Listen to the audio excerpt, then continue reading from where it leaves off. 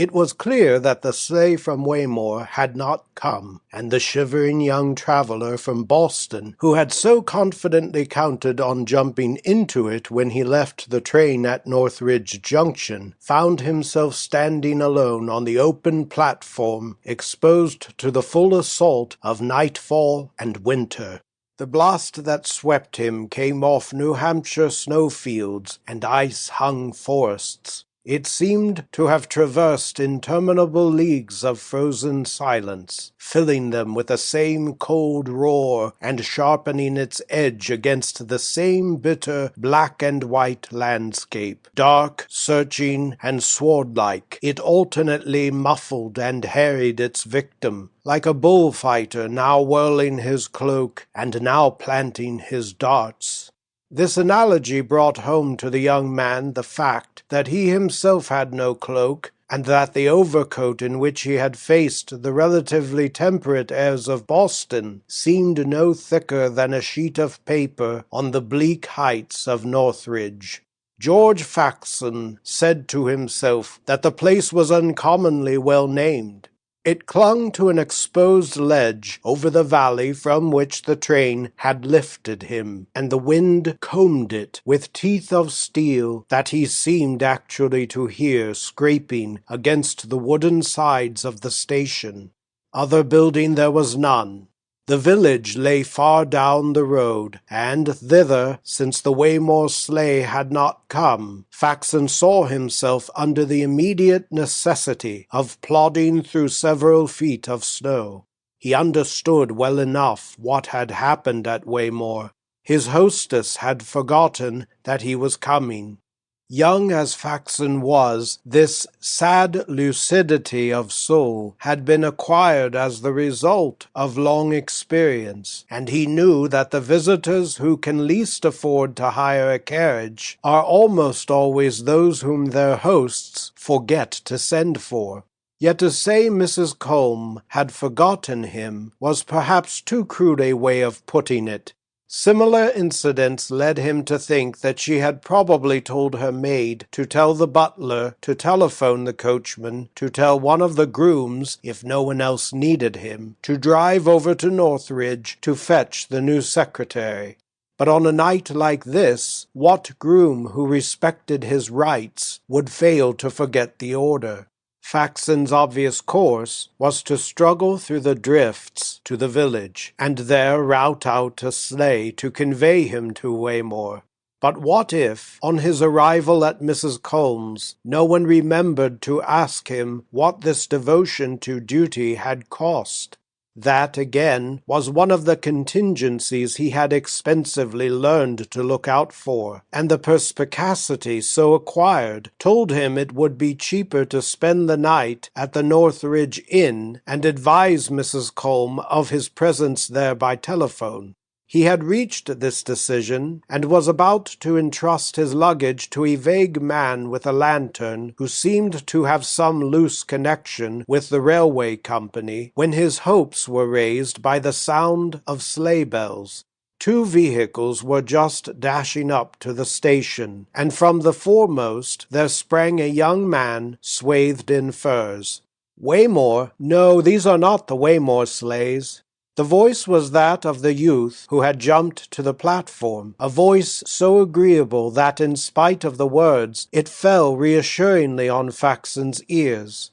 At the same moment the wandering station lantern, casting a transient light on the speaker, showed his features to be in the pleasantest harmony with his voice. He was very fair and very young, hardly in the 20s, Faxon thought, but his face, though full of a morning freshness, was a trifle too thin and fine-drawn, as though a vivid spirit contended in him with a strain of physical weakness. Faxon was perhaps the quicker to notice such delicacies of balance because his own temperament hung on lightly vibrating nerves, which yet, as he believed, would never quite swing him beyond the arc of a normal sensibility. "You expected a sleigh from Waymore," the youth continued, standing beside Faxon like a slender column of fur.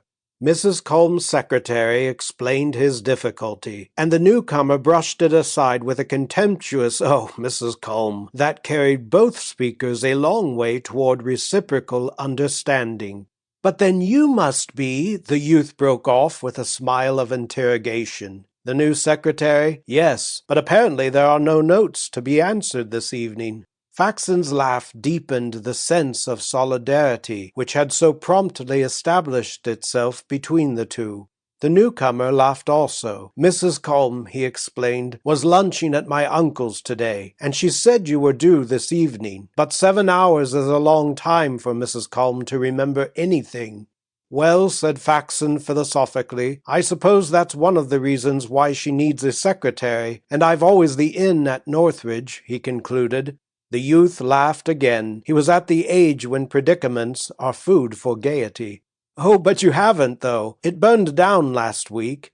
"The deuce it did," said Faxon, but the humor of the situation struck him also before its inconvenience. His life, for years past, had been mainly a succession of resigned adaptations, and he had learned, before dealing practically with his embarrassments, to extract from most of them a small tribute of amusement. "Oh, well, there's sure to be somebody in the place who can put me up." "No one you could put up with. Besides, Northridge is 3 miles off, and our place, in the opposite direction, is a little nearer." Through the darkness, Faxon saw his friend sketch a gesture of self-introduction. "My name's Frank Reiner, and I'm staying with my uncle at Overdale. I've driven over to meet 2 friends of his who are due in a few minutes from New York. If you don't mind waiting till they arrive, I'm sure Overdale can do you better than Northridge. We're only down from town for a few days, but the house is always ready for a lot of people." "But your uncle?" Faxon could only object with the odd sense through his embarrassment that it would be magically dispelled by his invisible friend's next words. "Oh, my uncle, you'll see. I answer for him. I dare say you've heard of him. John Lavineton?" John Lavineton. There was a certain irony in asking if one had heard of John Lavineton, even from a post of observation as obscure as that of Mrs. Colm's secretary. The rumor of John Lavineton's money, of his pictures, his politics, his charities, and his hospitality, was as difficult to escape as the roar of a cataract in a mountain solitude. It might almost have been said that the one place in which one would not have expected to come upon him was in just such a solitude as now surrounded the speakers, at least in this deepest hour of its desertedness. But it was just like Lavineton's brilliant ubiquity to put one in the wrong, even there. "Oh, yes, I've heard of your uncle." "Then you will come, won't you? We've only 5 minutes to wait," young Reiner urged, in the tone that dispels scruples by ignoring them. And Faxon found himself accepting the invitation as simply as it was offered. A delay in the arrival of the New York train lengthened their 5 minutes to 15, and as they paced the icy platform, Faxon began to see why it had seemed the most natural thing in the world to accede to his new acquaintance's suggestion. It was because Frank Reiner was one of the privileged beings who simplify human intercourse by the atmosphere of confidence and good humor they diffuse. He produced this effect, Faxon noted, by the exercise of no gift save his youth, of no art save his sincerity, but these qualities were revealed in a smile of such appealing sweetness that Faxon felt, as never before, what nature can achieve when she deigns to match the face with the mind.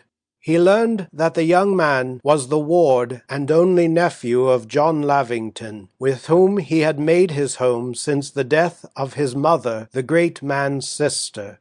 Mr. Lavineton, Reiner said, had been a regular brick to him, but then he is to everyone, you know. And the young fellow's situation seemed, in fact, to be perfectly in keeping with his person. Apparently the only shade that had ever rested on him was cast by the physical weakness which Faxon had already detected. Young Reiner had been threatened with a disease of the lungs, which, according to the highest authorities, made banishment to Arizona or New Mexico inevitable. But luckily my uncle didn't pack me off as most people would have done, without getting another opinion. Whose? Oh, an awfully clever chap, a young doctor with a lot of new ideas, who simply laughed at my being sent away, and said I'd do perfectly well in New York if I didn't dine out too much, and if I dashed off occasionally to Northridge for a little fresh air. So it's really my uncle's doing that I'm not in exile, and I feel no end better since the new chap told me I needn't bother.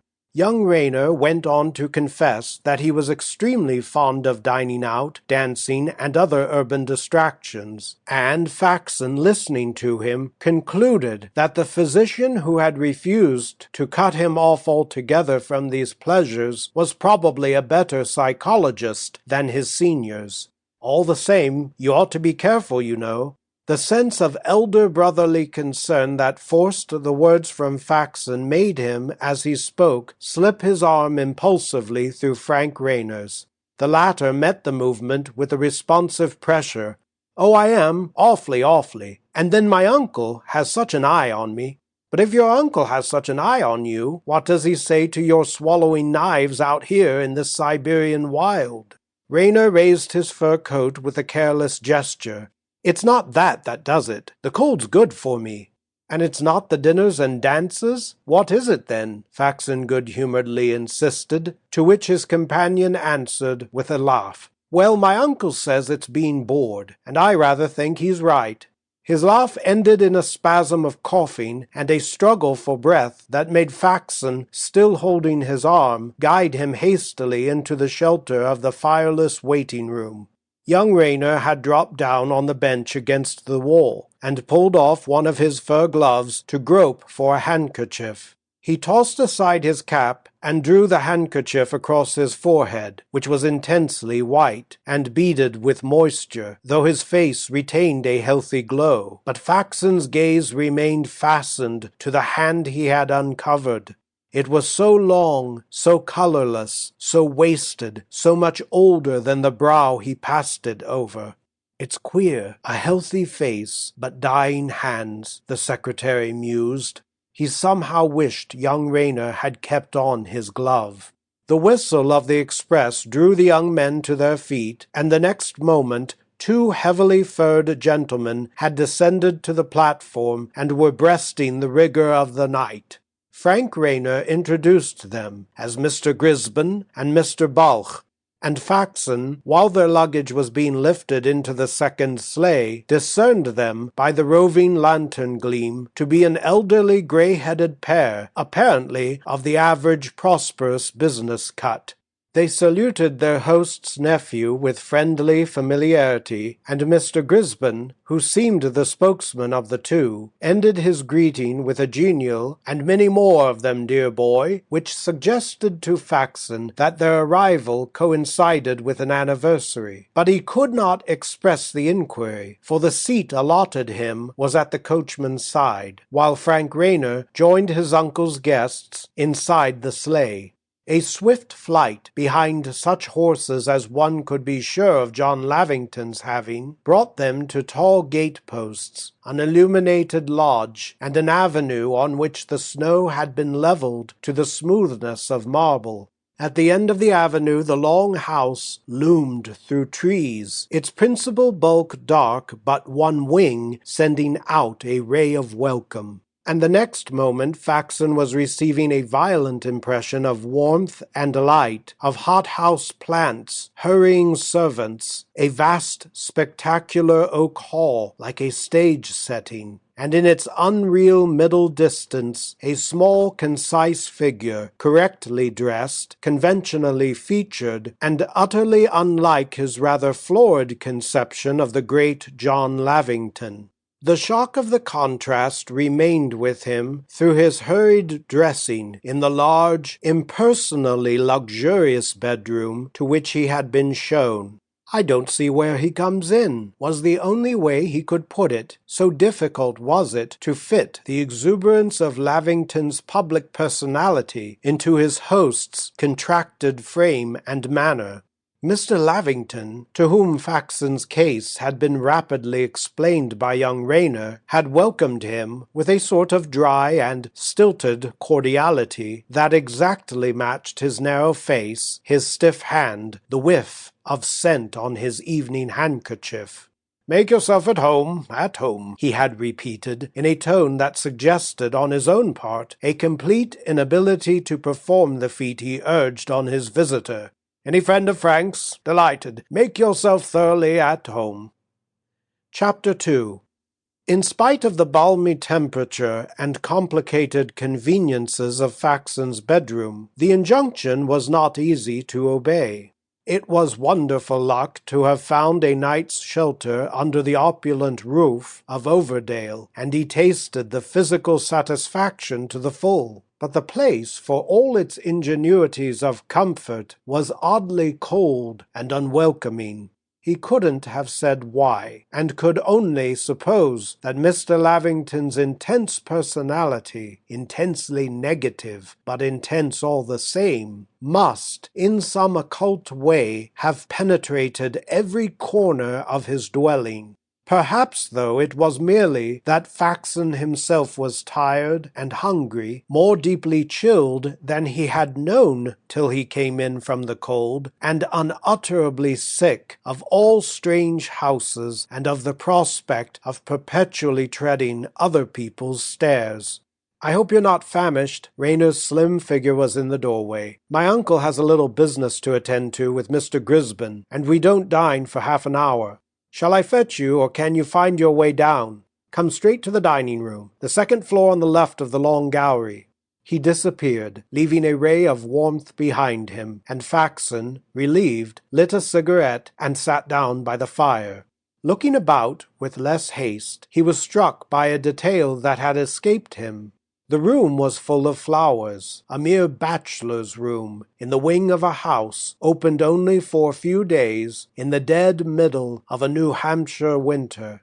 Flowers were everywhere, not in senseless profusion, but placed with the same conscious art he had remarked in the grouping of the blossoming shrubs that filled the hall. A vase of arums stood on the writing table, a cluster of strange-hued carnations on the stand at his elbow, and from wide bowls of glass and porcelain, clumps of freesia bulbs diffused their melting fragrance. The fact implied acres of glass, but that was the least interesting part of it. The flowers themselves, their quality, selection, and arrangement, attested on someone's part, and on whose but John Lavineton's, a solicitous and sensitive passion for that particular embodiment of beauty. Well, it simply made the man, as he had appeared to Faxon, all the harder to understand.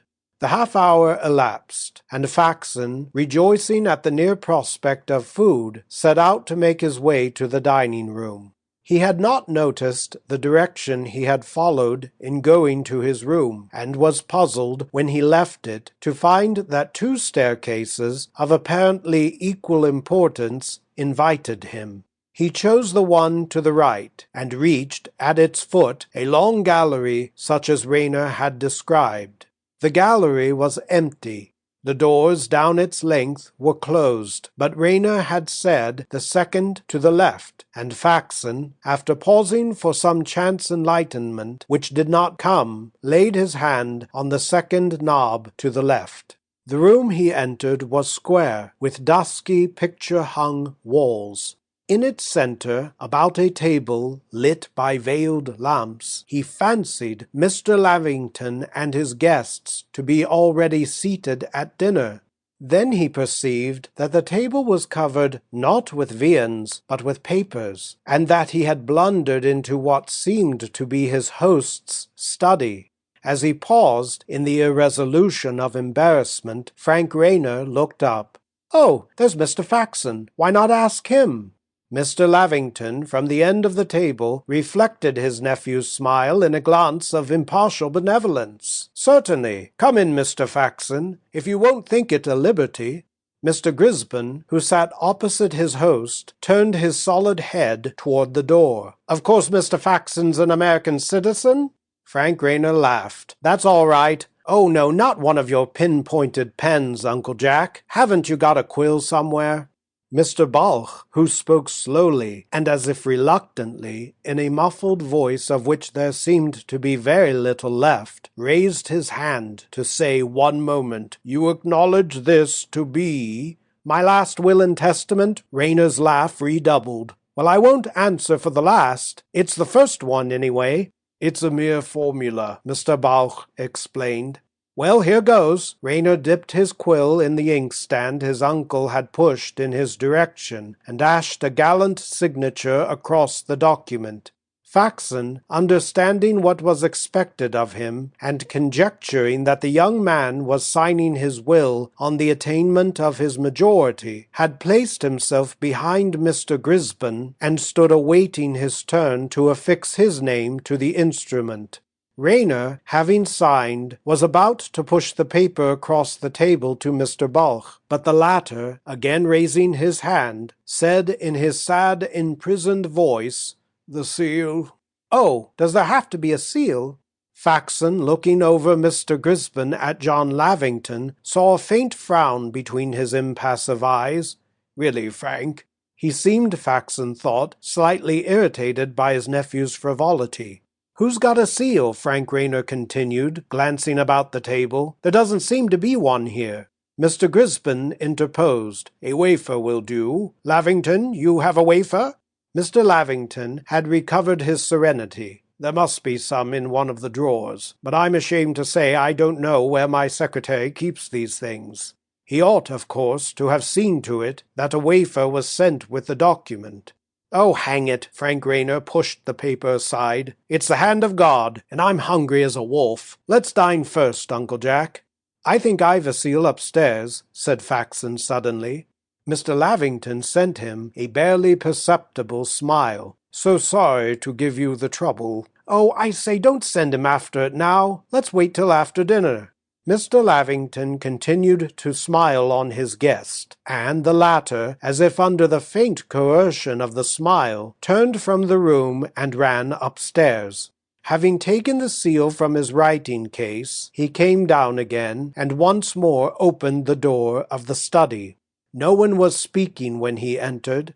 They were evidently awaiting his return with the mute impatience of hunger, and he put the seal in Reiner's reach, and stood watching while Mr. Grisben struck a match and held it to one of the candles flanking the inkstand.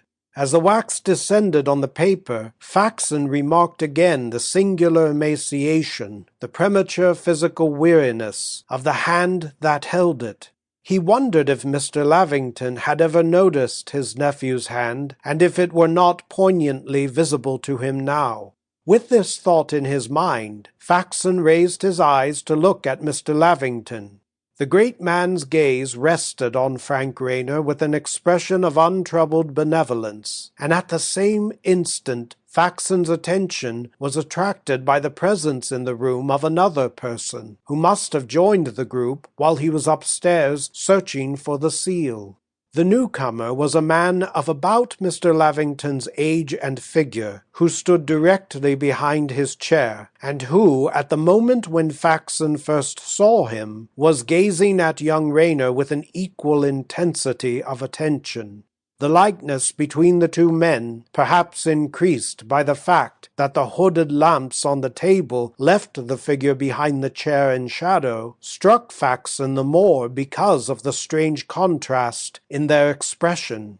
John Lavineton, during his nephew's blundering attempt to drop the wax and apply the seal, continued to fasten on him a look of half-amused affection, while the man behind the chair, so oddly reduplicating the lines of his features and figure, turned on the boy a face of pale hostility. The impression was so startling, Faxon forgot what was going on about him. He was just dimly aware of young Reiner's exclaiming, "Your turn, Mr. Grisben," of Mr. Grisben's ceremoniously protesting, "No, no, Mr. Faxon first," and of the pens being thereupon transferred to his own hand. He received it with a deadly sense of being unable to move, or even to understand what was expected of him, till he became conscious of Mr. Grisben's paternally pointing out the precise spot on which he was to leave his autograph. The effort to fix his attention and steady his hand prolonged the process of signing, and when he stood up, a strange weight of fatigue on all his limbs, the figure behind Mr. Lavineton's chair was gone. Faxon felt an immediate sense of relief. It was puzzling that the man's exit should have been so rapid and noiseless, but the door behind Mr. Lavineton was screened by a tapestry hanging, and Faxon concluded that the unknown looker-on had merely had to raise it to pass out. At any rate, he was gone, and with his withdrawal the strange weight was lifted. Young Reiner was lighting a cigarette. Mr. Balch meticulously inscribing his name at the foot of the document, Mr. Lavineton, his eyes no longer on his nephew, examining a strange white-winged orchid in the vase at his elbow. Everything suddenly seemed to have grown natural and simple again, and Faxon found himself responding with a smile to the affable gesture with which his host declared, "And now, Mr. Faxon, we'll dine." Chapter 3. "I wonder how I blundered into the wrong room just now. I thought you told me to take the second door to the left," Faxon said to Frank Reiner as they followed the older men down the gallery. "So I did, but I probably forgot to tell you which staircase to take. Coming from your bedroom, I ought to have said the fourth door to the right. It's a puzzling house, because my uncle keeps adding to it from year to year. He built this room last summer for his modern pictures." Young Reiner, pausing to open another door, touched an electric button, which sent a circle of light about the walls of a long room hung with canvases of the French Impressionist school. Faxon advanced, attracted by a shimmering Monet, but Reiner laid a hand on his arm. "He bought that last week for a thundering price. But come along, I'll show you all of this after dinner. Or he will, rather. He loves it." "Does he really love things?" Reiner stared, clearly perplexed at the question. "Rather. Flowers and pictures especially. Haven't you noticed the flowers? I suppose you think his manner's cold. It seems so at first, but he's really awfully keen about things." Faxon looked quickly at the speaker. "Has your uncle a brother?" "Brother? No, never had. He and my mother were the only ones. Or any relation who looks like him, who might be mistaken for him?" "Not that I ever heard of. Does he remind you of someone?" "Yes." "That's queer. We'll ask him if he's got a double. Come on." But another picture had arrested Faxon, and some minutes elapsed before he and his young host reached the dining room. It was a large room with the same conventionally handsome furniture and delicately grouped flowers, and Faxon's first glance showed him that only 3 men were seated about the dining table. The man who had stood behind Lavineton's chair was not present, and no seat awaited him. When the young men entered, Mr. Grisben was speaking, and his host, who faced the door, sat looking down at his untouched soup plate and turning the spoon about in his small dry hand. "It's pretty late to call them rumours. They were devilishly close to facts when we left town this morning," Mr. Grisben was saying, with an unexpected incisiveness of tone. Mr. Lavineton laid down his spoon and smiled interrogatively. "Oh, facts. What are facts? Just the way a thing happens to look at a given minute." "You haven't heard anything from town?" Mr. Grisben persisted. "Not a syllable. So you see, Balch, a little more of that petite marmite? Mr. Faxon, between Frank and Mr. Grisben, please."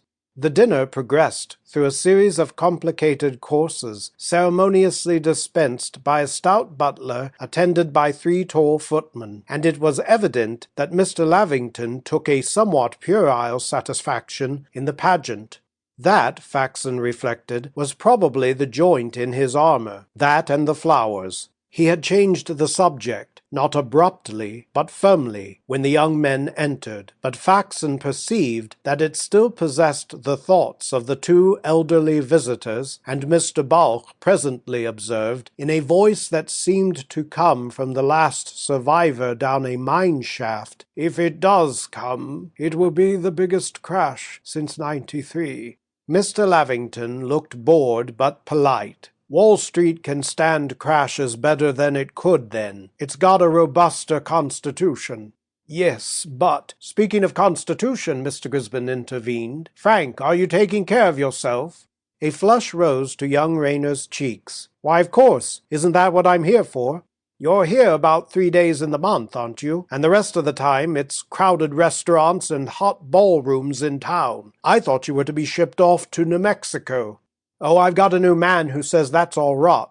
Well, you don't look as if your new man were right, said Mr. Grisben bluntly. Faxon saw the lad's colour fade, and the rings of shadow deepen under his gay eyes. At the same moment his uncle turned to him with a renewed intensity of attention. There was such solicitude in Mr. Lavineton's gaze that it seemed almost to fling a tangible shield between his nephew and Mr. Grisben's tactless scrutiny. "We think Frank's a good deal better," he began. The new doctor, the butler, coming up, bent discreetly to whisper a word in his ear, and the communication caused a sudden change in Mr. Lavineton's expression. His face was naturally so colourless that it seemed not so much to pale as to fade, to dwindle and recede into something blurred and blotted out. He half rose, sat down again, and sent a rigid smile about the table. "Will you excuse me? The telephone. Peters, go on with the dinner." With small, precise steps, he walked out of the door, which one of the footmen had hastened to throw open. A momentary silence fell on the group. Then Mr. Grisben once more addressed himself to Reiner. "You ought to have gone, my boy. You ought to have gone." The anxious look returned to the youth's eyes. "My uncle doesn't think so, really." "You're not a baby, to be always governed on your uncle's opinion. You came of age today, didn't you? Your uncle spoils you. That's what's the matter." The thrust evidently went home, for Reiner laughed and looked down with a slight accession of colour. "But the doctor? Use your common sense, Frank. You had to try 20 doctors to find one to tell you what you wanted to be told." A look of apprehension overshadowed Reiner's gaiety. "Oh, come, I say, what would you do?" he stammered. "Pack up and jump on the first train." Mr. Grisben leaned forward and laid a firm hand on the young man's arm. "Look here, my nephew Jim Grisben is out there ranching on a big scale. He'll take you in and be glad to have you. You say your new doctor thinks it won't do you any good, but he doesn't pretend to say it will do you harm, does he? Well then, give it a trial. It'll take you out of hot theaters and night restaurants anyhow, and all the rest of it. Eh, Balch?" "Go," said Mr. Balch hollowly. "Go at once," he added, as if a closer look at the youth's face had impressed on him the need of backing up his friend.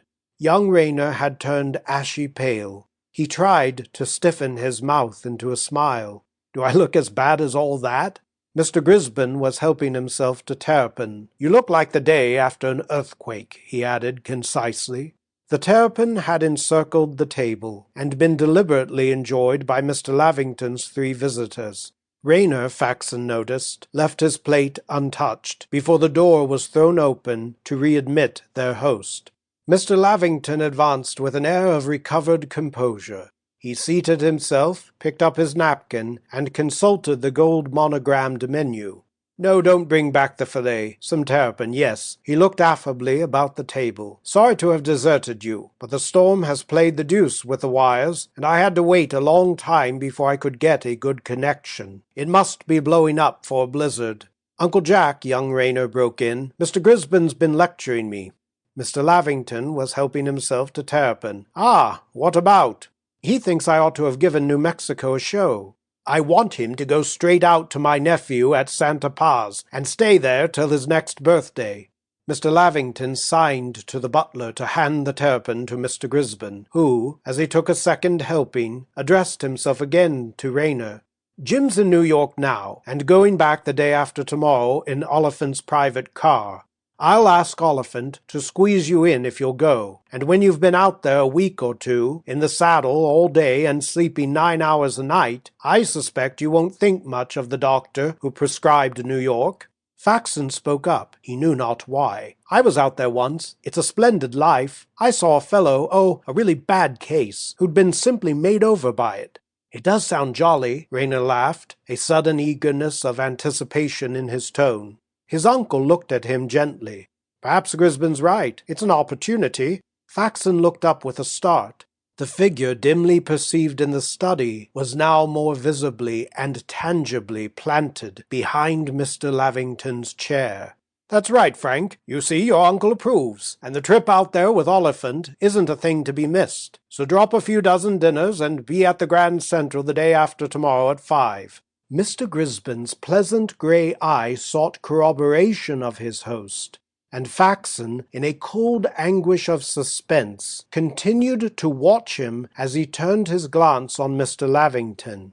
One could not look at Lavineton without seeing the presence at his back, and it was clear that, the next minute, some change in Mr. Grisben's expression must give his watcher a clue. But Mr. Grisben's expression did not change. The gaze he fixed on his host remained unperturbed, and the clue he gave was the startling one of not seeming to see the other figure. Faxon's first impulse was to look away, to look anywhere else, to resort again to the champagne glass the watchful butler had already brimmed, but some fatal attraction, at war in him with an overwhelming physical resistance, held his eyes upon the spot they feared. The figure was still standing, more distinctly, and therefore more resemblingly, at Mr. Lavineton's back, and while the latter continued to gaze affectionately at his nephew, his counterpart, as before, fixed young Reiner with eyes of deadly menace. Faxon, with what felt like an actual wrench of muscles, dragged his own eyes from the sight to scan the other countenances about the table. But not one revealed the least consciousness of what he saw, and a sense of mortal isolation sank upon him. "It's worth considering, certainly," he heard Mr. Lavineton continue, and as Reiner's face lit up, the face behind his uncle's chair seemed to gather into its look all the fierce weariness of old unsatisfied hates. That was the thing that, as the minutes labored by, Faxon was becoming most conscious of. The watcher behind the chair was no longer merely malevolent. He had grown suddenly, unutterably tired. His hatred seemed to well up out of the very depths of balked effort and thwarted hopes, and the fact made him more pitiable and yet more dire. Faxon's look reverted to Mr. Lavineton, as if to surmise in him a corresponding change. At first none was visible. His pinched smile was screwed to his blank face like a gaslight to a whitewashed wall. Then the fixity of the smile became ominous. Faxon saw that its wearer was afraid to let it go.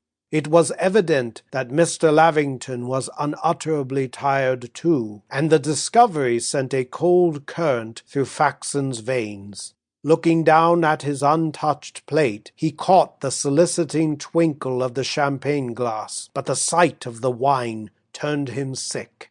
"Well, we'll go into the details presently," he heard Mr. Lavineton say, still on the question of his nephew's future. "Let's have a cigar first. No, not here, Peters." He turned his smile on Faxon. "When we've had coffee, I want to show you my pictures. Oh, by the way, Uncle Jack, Mr. Faxon wants to know if you've got a double." "A double?" Mr. Lavineton, still smiling, continued to address himself to his guest. "Not that I know of. Have you seen one, Mr. Faxon?" Faxon thought, "My God, if I look up now, they'll both be looking at me." To avoid raising his eyes, he made as though to lift the glass to his lips. But his hand sank inert, and he looked up. Mr. Lavineton's glance was politely bent on him, but with a loosening of the strain about his heart, he saw that the figure behind the chair still kept its gaze on Reiner. "Do you think you've seen my double, Mr. Faxon?" Would the other face turn if he said yes? Faxon felt a dryness in his throat. "No," he answered. "Ah, it's possible I've a dozen. I believe I'm extremely usual-looking," Mr. Lavineton went on conversationally, and still the other face watched Reiner. "It was a mistake, a confusion of memory," Faxon heard himself stammer. Mr. Lavineton pushed back his chair, and as he did so Mr. Grisben suddenly leaned forward. "Lavineton, what have we been thinking of? We haven't drunk Frank's health." Mr. Lavineton reseated himself. "My dear boy, Peters, another bottle." He turned to his nephew. "After such a sin of omission, I don't presume to propose the toast myself, but Frank knows. Go ahead, Grisben." The boy shone on his uncle. No, Uncle Jack. Mr. Grisben won't mind. Nobody but you today." The butler was replenishing the glasses. He filled Mr. Lavineton's last, and Mr. Lavineton put out his small hand to raise it. As he did so, Faxon looked away. "Well then, all the good I've wished you in all the past years, I put it into the prayer that the coming ones may be healthy and happy and many, dear boy." Faxon saw the hands about him reach out for their glasses. Automatically, he made the same gesture. His eyes were still on the table, and he repeated to himself with a trembling vehemence, "I won't look up. I won't. I won't."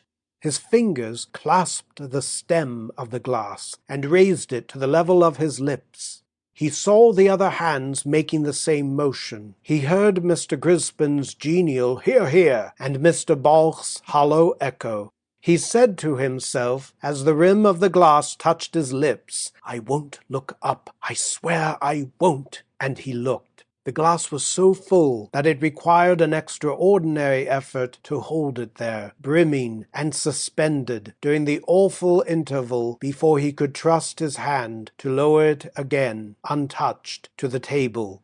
It was this merciful preoccupation which saved him, kept him from crying out, from losing his hold, from slipping down into the bottomless blackness that gaped for him.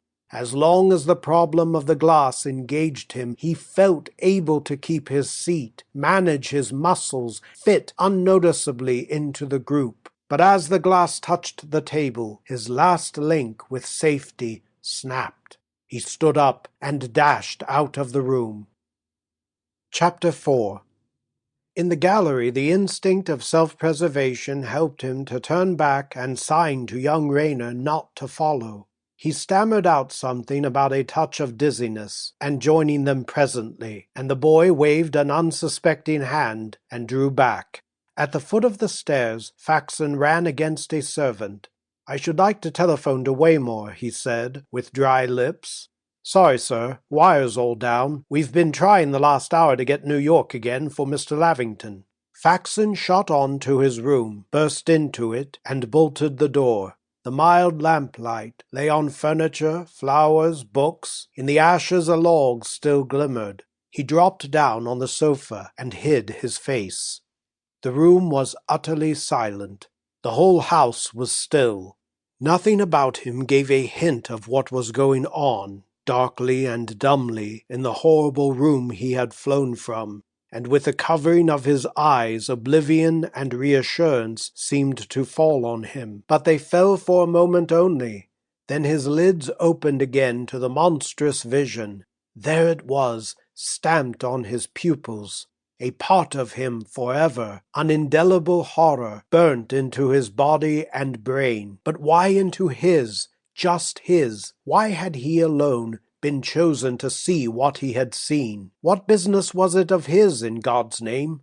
Any one of the others, thus enlightened, might have exposed the horror and defeated it. But he, the one weaponless and defenseless spectator, the one whom none of the others would believe or understand if he attempted to reveal what he knew, he alone had been singled out as the victim of this atrocious initiation. Suddenly he sat up, listening.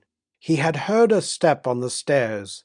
Someone, no doubt, was coming to see how he was, to urge him, if he felt better, to go down and join the smokers.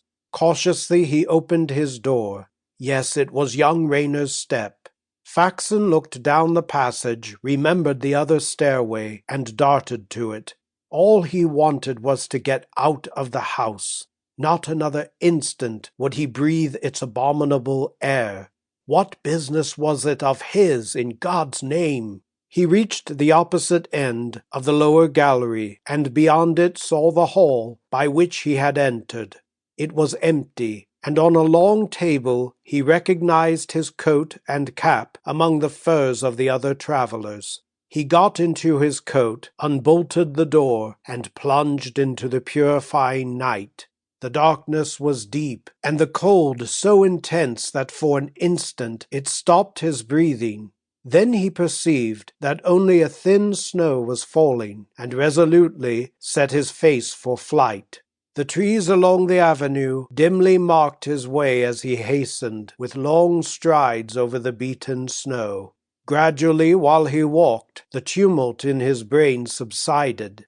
The impulse to fly still drove him forward, but he began to feel that he was flying from a terror of his own creating, and that the most urgent reason for escape was the need of hiding his state, of shunning other eyes' scrutiny till he should regain his balance.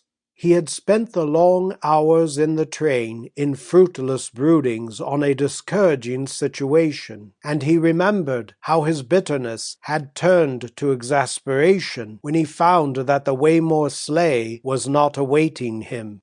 It was absurd, of course, but though he had joked with Reiner over Mrs. Culm's forgetfulness, to confess it had cost a pang.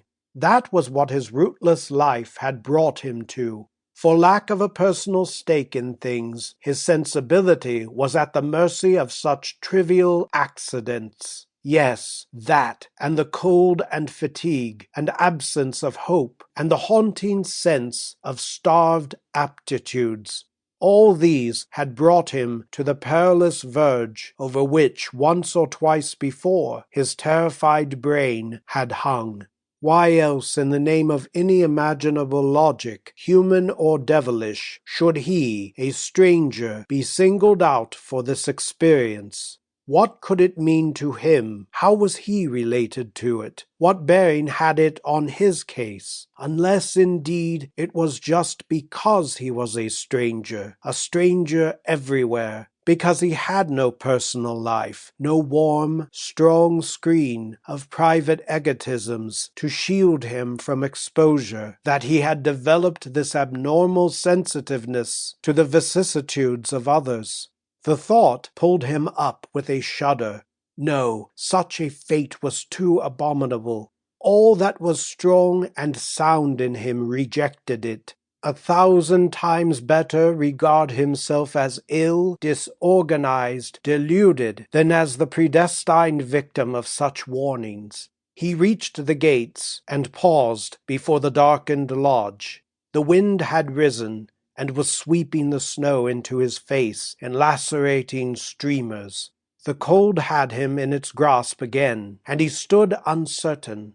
Should he put his sanity to the test and go back? He turned and looked down the dark drive to the house.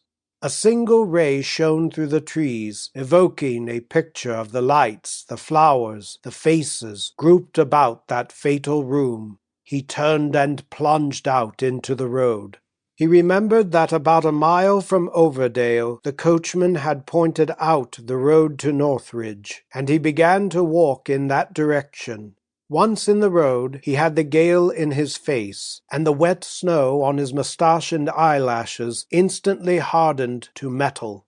The same metal seemed to be driving a million blades into his throat and lungs, but he pushed on, desperately determined, the vision of the warm room pursuing him. The snow in the road was deep and uneven. He stumbled across ruts and sank into drifts, and the wind rose behind him like a granite cliff. Now and then he stopped, gasping, as if an invisible hand had tightened an iron band about his body. Then he started again, stiffening himself against the stealthy penetration of the cold. The snow continued to descend out of a pall of inscrutable darkness, and once or twice he paused, fearing he had missed the road to Northridge, but, seeing no sign of a turn, he ploughed on doggedly. At last, feeling sure that he had walked more than a mile, he halted and looked back. The act of turning brought immediate relief. First, because it put his back to the wind, and then because, far down the road, it showed him the advancing gleam of a lantern. A sleigh was coming, a sleigh that might perhaps give him a lift to the village. Fortified by the hope, he began to walk back toward the light. It seemed to come forward very slowly, with unaccountable zigzags and waverings, and even when he was within a few yards of it, he could catch no sound of sleigh bells. Then the light paused and became stationary by the roadside, as though carried by a pedestrian who had stopped, exhausted by the cold. The thought made Faxon hasten on, and a moment later he was stooping over a motionless figure huddled against the snowbank. The lantern had dropped from its bearer's hand, and Faxon, fearfully raising it, threw its light into the face of Frank Reiner. "Reiner, what on earth are you doing here?" The boy smiled back through his pallor. "What are you, I'd like to know?" he retorted, and, scrambling to his feet, with a clutch on Faxon's arm, he added gaily, "Well, I've run you down anyhow." Faxon stood confounded, his heart sinking. The lad's face was grey. "What madness," he began. "Yes, it is. What on earth did you do it for?" "I? Do what? Why, I was just taking a walk. I often walk at night." Frank Reiner burst into a laugh. "On such nights? Then you hadn't bolted?" "Bolted? Because I'd done something to offend you. My uncle thought you had." Faxon grasped his arm. "Did your uncle send you after me?" "Well, he gave me an awful rowing for not going up to your room with you when you said you were ill, and when we found you'd gone, we were frightened, and he was awfully upset, so I said I'd catch you. You're not ill, are you?" "Ill? No, never better." Faxon picked up the lantern. "Come, let's go back. It was awfully hot in that dining room," he added. "Yes, I hoped it was only that." They trudged on in silence for a few minutes. Then Faxon questioned, "You're not too done up?" "Oh, no. It's a lot easier with the wind behind us." "All right. Don't talk any more." They pushed ahead, walking in spite of the light that guided them more slowly than Faxon had walked alone into the gale. The fact of his companions stumbling against a drift gave him a pretext for saying, "Take hold of my arm," and Reiner, obeying, gasped out, "I'm blown." "So am I. Who wouldn't be? What a dance you led me, if it hadn't been for one of the servants happening to see you. Yes, all right, and now won't you kindly shut up?" Reiner laughed and hung on him. "Oh, the cold doesn't hurt me." For the first few minutes after Reiner had overtaken him, anxiety for the lad had been Faxon's only thought, but as each laboring step carried them nearer to the spot he had been fleeing, the reasons for his flight grew more ominous and more insistent. No, he was not ill, he was not distraught and deluded. He was the instrument singled out to warn and save, and here he was, irresistibly driven, dragging the victim back to his doom. The intensity of the conviction had almost checked his steps, but what could he do or say? At all costs he must get Reiner out of the cold, into the house, and into his bed. After that he would act. The snowfall was thickening. and as they reached a stretch of the road between open fields, the wind took them at an angle, lashing their faces with barbed thongs. Reiner stopped to take breath, and Faxon felt the heavier pressure of his arm. "When we get to the lodge, can't we telephone to the stable for a sleigh? If they're not all asleep at the lodge."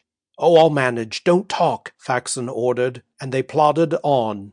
At length the lantern rays showed ruts that curved away from the road under tree darkness. Faxon's spirit rose. "There's the gate. We'll be there in 5 minutes."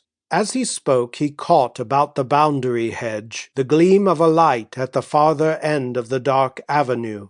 It was the same light that had shone on the scene of which every detail was burnt into his brain, and he felt again its overpowering reality.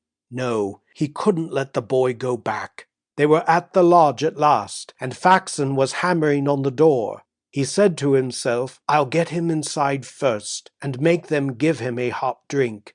Then I'll find an argument." There was no answer to his knocking, and after an interval, Reiner said, "Look here, we'd better go on." "No." "I can, perfectly. You shan't go to the house, I say." Faxon furiously redoubled his blows, and at length steps sounded on the stairs. Reiner was leaning against the lintel, and as the door opened, the light from the hall flashed on his pale face and fixed eyes. Faxon caught him by the arm and drew him in. "It was cold out there," he sighed, and then abruptly, as if invisible shears at a single stroke had cut every muscle in his body, he swerved, drooped on Faxon's arm, and seemed to sink into nothing at his feet. The lodge-keeper and Faxon bent over him, and somehow, between them, lifted him into the kitchen and laid him on a sofa by the stove. The lodge-keeper, stammering, "I'll ring up the house," dashed out of the room, but Faxon heard the words without heeding them. Omens mattered nothing now beside this woe fulfilled. He knelt down to undo the fur collar about Reiner's throat, and as he did so, he felt a warm moisture on his hands. He held them up, and they were red. Chapter 5. The palms threaded their endless lines along the yellow river. The little steamer lay at the wharf, and George Faxon, sitting in the veranda of the wooden hotel, idly watched the coolies carrying the freight across the gangplank. He had been looking at such scenes for 2 months. Nearly 5 had elapsed since he had descended from the train at Northridge, and strained his eyes for the sleigh that was to take him to Waymore, which he was never to behold. Part of the interval, the first part, was still a great grey blur. Even now he could not be quite sure how he had got back to Boston, reached the house of a cousin, and been thence transferred to a quiet room looking out on snow under bare trees. He looked out a long time at the same scene, and finally one day a man he had known at Harvard came to see him and invited him to go out on a business trip to the Malay Peninsula. "You've had a bad shake-up, and it'll do you no end of good to get away from things." When the doctor came the next day, it turned out that he knew of the plan and approved it. "You ought to be quiet for a year. Just loaf and look at the landscape," he advised. Faxon felt the first faint stirrings of curiosity. "What's been the matter with me, anyhow?" "Well, overwork, I suppose. You must have been bottling up for a bad breakdown before you started for New Hampshire last December, and the shock of that poor boy's death did the rest." Ah, yes, Reiner had died, he remembered. He started for the east, and gradually, by imperceptible degrees, life crept back into his weary bones and leaden brain. His friend was very considerate and forbearing, and they travelled slowly and talked little. At first, Faxon had felt a great shrinking from whatever touched on familiar things. He seldom looked at a newspaper. He never opened a letter without a moment's contraction of the heart. It was not that he had any special cause for apprehension, but merely that a great trail of darkness lay on everything. He had looked too deep down into the abyss. But little by little, health and energy returned to him, and with them the common promptings of curiosity. He was beginning to wonder how the world was going, and when, presently, the hotel-keeper told him there were no letters for him in the steamer's mail-bag, he felt a distinct sense of disappointment. His friend had gone into the jungle on a long excursion, and he was lonely, unoccupied, and wholesomely bored. He got up and strolled into the stuffy reading-room. There he found a game of dominoes, a mutilated picture puzzle, some copies of Zion's Herald, and a pile of New York and London newspapers. He began to glance through the papers, and was disappointed to find that they were less recent than he had hoped. Evidently the last number had been carried off by luckier travelers. He continued to turn them over, picking out the American ones first. These, as it happened, were the oldest. They dated back to December and January. To Faxon, however, they had all the flavor of novelty, since they covered the precise period during which he had virtually ceased to exist. It had never before occurred to him to wonder what had happened in the world during that interval of obliteration, but now he felt a sudden desire to know. To prolong the pleasure, he began by sorting the papers chronologically, and as he found and spread out the earliest number, the date at the top of the page entered into his unconsciousness like a key slipping into a lock. It was the 17th of December, the date of the day after his arrival at Northridge. He glanced at the first page and read in blazing characters, "Reported failure of Opal Cement Company. Lavineton's name involved. Gigantic exposure of corruption shakes Wall Street to its foundations." He read on, and when he had finished the first paper, he turned to the next. There was a gap of 3 days, but the Opal Cement investigation still held the center of the stage. From its complex revelations of greed and ruin, his eye wandered to the death notices, and he read, "Reiner, suddenly, at Northridge, New Hampshire, Francis John, only son of the late—" His eyes clouded, and he dropped the newspaper, and sat for a long time with his face in his hands. When he looked up again, he noticed that his gesture had pushed the other papers from the table and scattered them on the floor at his feet. The uppermost lay spread out before him, and heavily his eyes began their search again. John Lavineton comes forward with plan for reconstructing company, offers to put in 10 millions of his own, the proposal under consideration by the district attorney. 10 millions? 10 millions of his own? But if John Lavineton was ruined— Faxon stood up with a cry. That was it, then. That was what the warning meant. And if he had not fled from it, dashed wildly away from it into the night, he might have broken the spell of iniquity. The power of darkness might not have prevailed.